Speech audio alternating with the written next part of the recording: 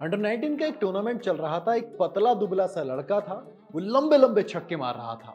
अब ऑर्गेनाइजर्स ने देखा कि यार ये है कौन भाई, न इसमें ताकत लगती है ना हिम्मत लगती है और छक्के इतने लंबे लंबे मार रहा है, कहीं कुछ चीटिंग तो नहीं कर रहा। चलिए इसका बैट चेक करते हैं। वो इसका बल्ला देखने के लिए आते हैं और देखते हैं कि बल्ला भी ठीक है, लगता है लड़के में टैलेंट कुछ एक्सेप्शनल है, कुछ कमाल का टैलेंट है। वो लड़का वहां से उठा लिया जाता है और अंडर 19 वर्ल्ड कप के सेमीफाइनल में टीम इंडिया को फाइनल में पहुंचाता है। एक शतक से चूक जाता है, लेकिन टीम इंडिया 150 करोड़ लोगों की जो दिल की धड़कन है, वो उसको एक चेहरे पे जो स्माइल होती है वो सब कुछ सही कर देता है, क्योंकि वो 96 रन की पारी खेल जाता है।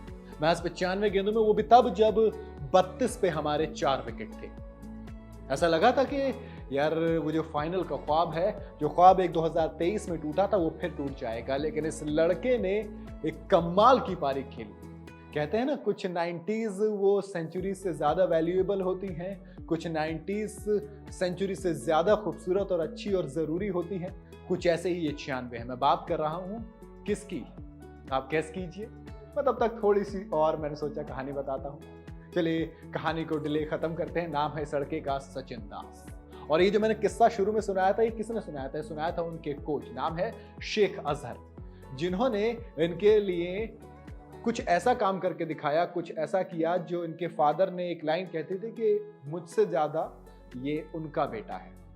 आप सोचिए कोच की कितनी मेहनत होती है खिलाड़ी को वहां पहुंचाने के लिए जहां वो आज होता है। आप सचिन, विराट, रोहित शर्मा, इन सबके नाम जानते हैं, लेकिन कोच का नाम शायद नहीं जानते होंगे, है ना। लेकिन एक्चुअल में कभी इनसे पूछो तो ये हमेशा क्रेडिट अपने कोचेस को देते हैं। इसलिए मैंने सोचा किस्सा सुनाता हूं कि ये सचिन दास कौन है और कैसे एक कोच ने एक लड़के को उठाया और वहां पहुंचाया जहां आज वो है, वो भी एक ऐसी जगह जहां पर पानी की बहुत ज्यादा दिक्कत होती है। पूरी कहानी सुनाऊंगा। पहले नेपाल के अगेंस्ट शतक आता है, उसके बाद क्या होता है, उसके बाद एक कमाल की पारी सेमीफाइनल में जहां पे सबसे ज्यादा जरूरत थी वो आती है। और फिर कहा जाता है कि यार ये सचिन दास है कौन। इससे पहले अगर आप सचिन दास का करियर देखेंगे तो असल में क्या है, इनको बॉल्स मिलते ही नहीं थी। इनको 20 बॉलों से ज्यादा पूरी टूर्नामेंट में नहीं मिली थी। इनके पास सेमीफाइनल में मौका था, इनके पास नेपाल के खिलाफ मौका था, तो 2 मौके इन्हें मिले और दोनों मौकों पर इन्होंने वो कमाल दिखाया कि बताया कि मैं सिर्फ फिनिशर नहीं हूं, बल्कि दोस्त मैं उससे कहीं ज्यादा हूं। आपको याद है उन्होंने 20 बॉलों में पहले 26 रन मारे, एक मैच में 9 बॉल में 21 रन मारे, एक मैच में 16 में 20 मारे, एक में 11 में 15 मारे। माने उनको रोल फिनिशर का दिया गया था।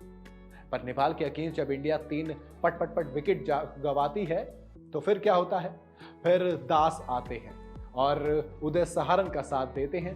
उस टाइम पे शतक लगाया जाता है उदय सहारन की तरफ से और 215 रन का स्टैंड ये दोनों मिलकर लगा देते हैं। और वही स्टैंड, वही तैयारी थी जो शायद आज सेमीफाइनल में काम आई। तभी तो 171 रन की पार्टनरशिप तब हुई जब 32 पे 4 विकेट थे। एक बार फिर से मैदान में सचिन दास और उदय सहारन थे। कहानी वहां से वहां पहुंची और फिर आई टीम इंडिया की बारी।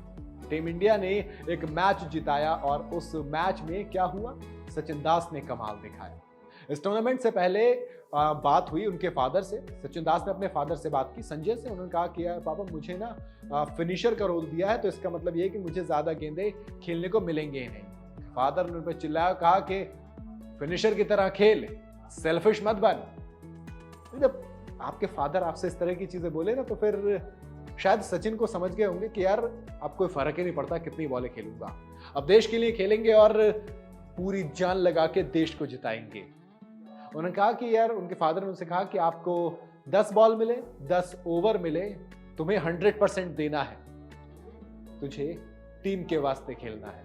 उनके फादर ने कहा था दोनों टीम के वास्ते खेलना है यार, वो खेले भी। खैर अब इनके नाम की कहानी बताता हूं। उनके फादर जो थे संजय दास, वो सुनील गावस्कर के बहुत बड़े फैन थे।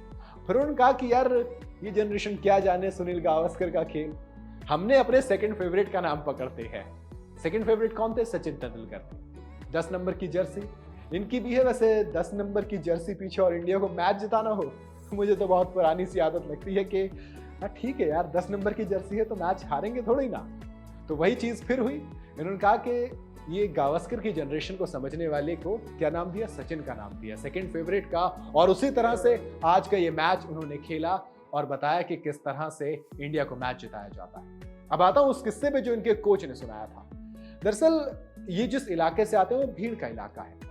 अब वहां पर पानी की बहुत ज्यादा दिक्कत होती है और उस वक्त तक वहां पर जो मैचेस होते थे वो मैट पर खेले जाते हैं। आप अगर आसपास लोकल एरिया में मैचेस देखते होंगे, आपने देखा होगा ग्रीन सी मैट बिछी होती है जिसके ऊपर बच्चे क्रिकेट खेल रहे होते हैं लेदर बॉल से या व्हाइट बॉल से, रेड बॉल से। तो उनके कोच साहब जाके कहते हैं अजहर, शेख अजहर, कि इनके फादर से, अगर ये ऐसे खेलेगा तो हमारे ही जैसा रह जाएगा, इस लड़के में बहुत टैलेंट है यार, कुछ करना पड़ेगा। अब क्या करते हैं, वो पैसे इकट्ठे शुरू होते हैं करने। पैसे इकट्ठे करके एक टर्फ बनाई जाती है, एक पिच बनाई जाती है। आप सोचिए वो इलाका है जहां पर पानी नहीं होता है, फिर क्या होता है, फिर चंदा इकट्ठा होता है, फिर पैसे इकट्ठे करते हैं और फिर हर दूसरे तीसरे दिन 2000 लीटर पानी का टैंकर मंगाया जाता है ताकि उस पिच को गीला रखा जा सके, उस पिच को तैयार किया जा सके, उस पिच में जान डाली जा सके। वहां पर शेख अजहर ने इस लड़के को तैयार किया और जब सेंचुरी लगाई तो उसके फादर से जब बात की गई तो फादर ने कहा कि यार मैं खुश हूं, लेकिन मुझसे ज्यादा खुश वो कोच है। ये जितना मेरा बेटा है उससे कहीं ज्यादा उस कोच का बेटा है, शेख अजहर का। और ये बात बोलते बोलते वो दोनों की आंखों में आंसू आ गए। वो सोचो कि जब नेपाल के अगेंस्ट शतक लगाया तब ये आंसू थे। आज जब इस लड़के ने टीम इंडिया को सेमीफाइनल जिता के फाइनल में पहुंचाया तो आज आंसू ये खुशी के न सिर्फ उनकी आंखों में बल्कि पूरे देश की आंखों में होंगे जब उनकी कहानी आप पढ़ेंगे। अगर आप भी चाहते हैं ये कहानी हर एक तक पहुंचे तो इस कहानी को शेयर कीजिए ताकि हर एक सचिन दास, हर एक लड़का जो सोचता है कि यार मेरे साथ कुछ नहीं हो सकता, मेरे साथ 10 तरीके की प्रॉब्लम, 50 तरीके की प्रॉब्लम है, हर सचिन दास के फादर, हर संजय दास को रियलाइज हो कि लड़के में टैलेंट है तो चलिए देखते हैं यार, कुछ अटेम्प्ट मार के देखते हैं ताकि और कोचेस उन लड़कों को मिल सके और टीम इंडिया के लिए जो फ्यूचर है वो कॉम्प्रोमाइज ना हो। इसलिए मैं सिर्फ इतने से गुजारिश है, अगर वाकई में कहानी अच्छी लगी हो तो ही इस वीडियो को शेयर करना। बाकी आपकी मर्जी है, आप मुझे कमेंट में जरूर बताइएगा कि कितनी इंस्पायरिंग है कहानी।